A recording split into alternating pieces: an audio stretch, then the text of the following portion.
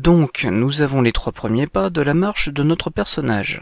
Je devine que vous savez comment continuer cela, mais je parie que dans la plupart des cas, vous voudriez éviter des efforts et créer un cycle de marche en boucle. Alors, regardons comment nous y prendre. Visiblement, nous avons besoin de faire une boucle sur l'intervalle des trames 0 à 32.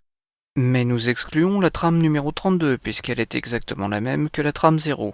Nous ne voulons pas la répéter 2 fois, n'est-ce pas?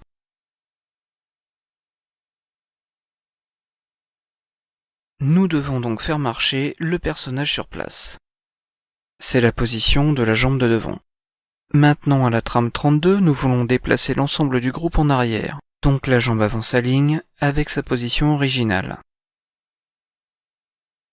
Oups, le cercle marqueur est dans le même groupe que le personnage. Créons-en un en dehors de celui-ci.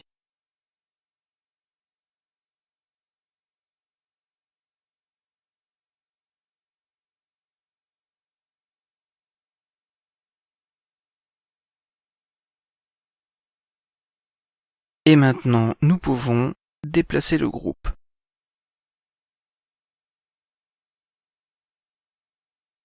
Notez qu'à cause des keyframes, nous avons un waypoint supplémentaire ici. Mais nous avons besoin que le départ de l'ensemble du mouvement se fasse depuis 0. Corrigeons cela.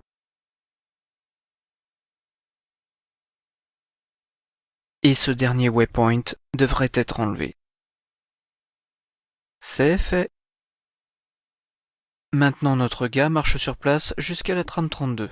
Et nous ne nous préoccupons pas de ce qui se passe après cela, car je vais ajouter maintenant un calque time loop. Mais d'abord, nous devons comprendre les calques filtres. D'habitude, les calques sont utilisés pour afficher quelque chose dans la surface de travail. Cercle, rectangle, dessin bitmap, etc. Mais dans Synfig, il y a des calques spéciaux qui changent l'apparence ou le comportement des calques sous-jacents. Ils sont appelés filter layers ou calques filtres. Laissez-moi vous faire une démonstration. Créez 2 cercles, un bleu et un rouge. Sélectionnez le cercle du haut, cliquez droit dessus et choisissez New Layer. Choisissez le calque filtre Blur. Surprise, tout est devenu flou. Nous pouvons ajuster le niveau de flou dans le panneau paramètres ou directement dans le canevas en déplaçant ce point.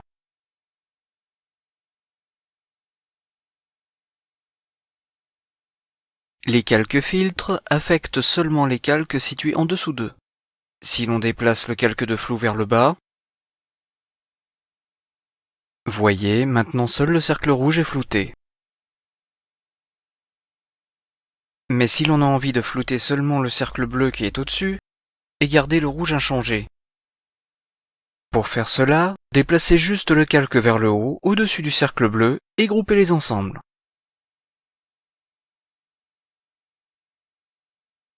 Alors vous le voyez, les filtres affectent seulement les calques dans le même groupe. Dans le menu New Layer, nous avons plein de calques filtres, de nombreuses distorsions différentes et autres effets intéressants. Maintenant, nous avons besoin d'un calque time loop. Ce calque prend un fragment de l'animation depuis les calques en dessous et les répète continuellement. Retournons à notre personnage. Désactivons le mode animation. Ajoutons maintenant un calque time loop.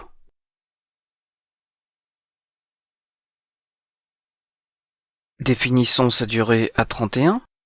Comme vous vous en souvenez probablement, nous n'avons pas besoin d'inclure la trame numéro 32. Maintenant tout est prêt et nous avons un cycle de marche sans fin.